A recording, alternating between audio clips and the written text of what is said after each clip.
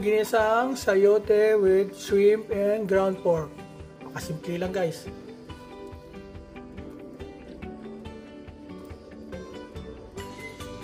Hello guys, kumusta kayo lahat? Hope you guys okay. Ito, simpleng tao pa rin tayo. Ngayon po tayo magluluto ng ginisang sayote. So napakasimple po ito. So may sahog lang po siyang giniling ng karne ng baboy at saka hipon. So ito po yung mga ingredients. Isa na po natin. So meron po tayong diced garlic at diced onions, diced tomato, saka BG cubes or vegetable cubes. Ayun po, instead na pwede rin tayong gumamit ng chicken cubes o kaya pork cubes. So meron tayong naluto na pong ginisang giniling ng karne ng baboy, hipon, patis, ground black pepper, oyster sauce, saka pa yung julienne cut na sayote. Gagamit rin tayo ng mantika. So, umpisan na po natin. So, ayan guys, mainit na yung kawali. Lagyan natin ng mantika.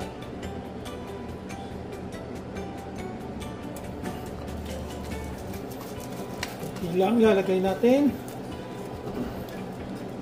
Tapos kakalat.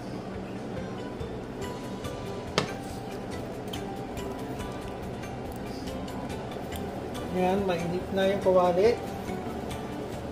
May mantika. Nalagyan na natin yung sibuyas.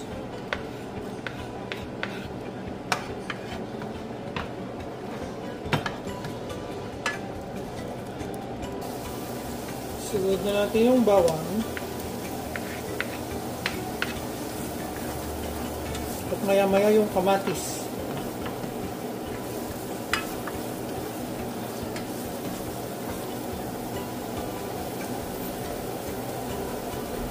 Parang nailab na ako sa amoy ng sibuyas sa bawang habang ginigis ako. Paulit-ulit na paluto-luto ng pagkain ng ulam. So ayan guys, sunod na natin yung kamatis.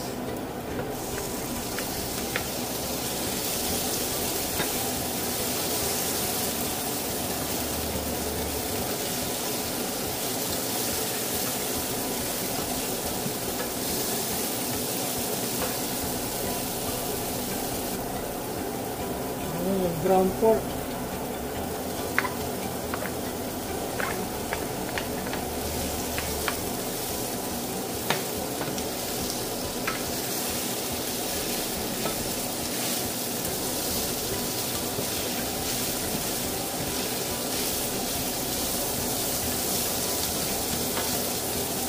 Itong hipon na rin. Hipon na sila pareho guys, kaya ang kondisyon na lang nito ay lulutuin lang konti pa, kaya papainit. Tapos sunod na natin yung mga seasonings, mga ibang ingredients para kumalat na yung lasa nila dito pa lang. So ang ginamit ko ay yung BG cubes.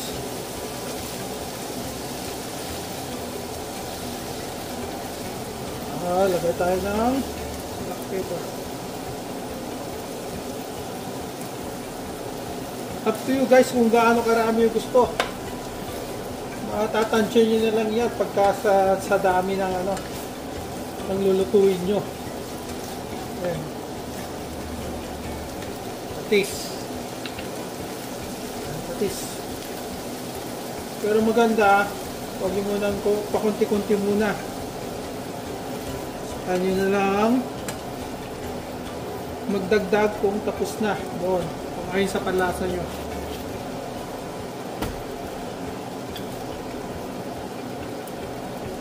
Ano ko na yung patis.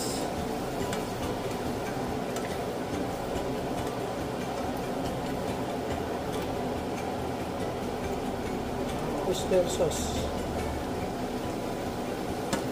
Tama na muna natin.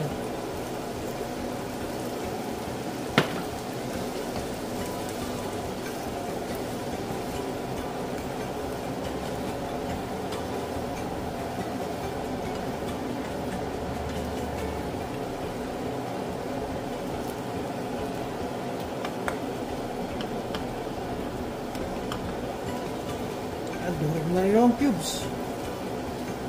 Yan, dahil pwede natin ilagay yung sayote na nakakat ng julienne. Lalong bumago guys.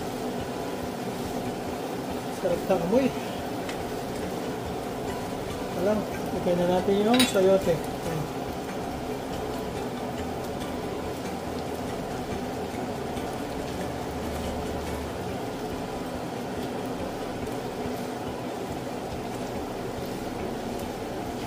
Ayan, gradually ko sa nilalagay.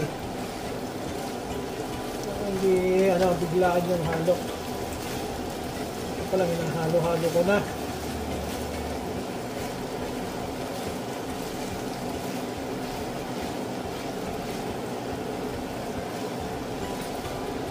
Ayan, kaya hindi ko muna siya tinubigan kasi magtutubig tong sayote. Kaya kung sakaling kulang yung sabaw niya, dadagdag na lang ako ng tubig.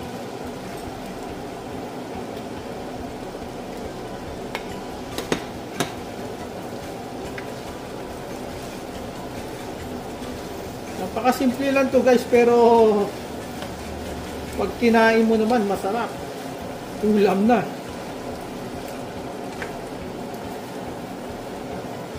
Ulam na ang dating. Simpleng lutuin lang. So ayan guys, hindi na ako naglagay ng tubig kasi masabaw na sa yan. Tama lang sa akin yan, yung ganyang sauce. Saka yung lasa niya, tama lang sa akin. Up to you kung sino yung mga kakain. Kung may bata kayo, matanda, ganun. Siyempre, kontrolado nyo yung mga ingredients na ilalagay nyo. Pwede naman yung idagdag sa set aside nyo na lang eh. Katulad ng patis, pwede sa'yo, sa side mo na lang yun, side sauce mo na lang yun. Kung kulang pa, nasa sayo. Pero sa akin, para makain ng lahat, yan. Hindi, kontrolado ko yung mga, especially yung mga spicy seasoning, yung paminta, yan, kunti lang nilagay ko.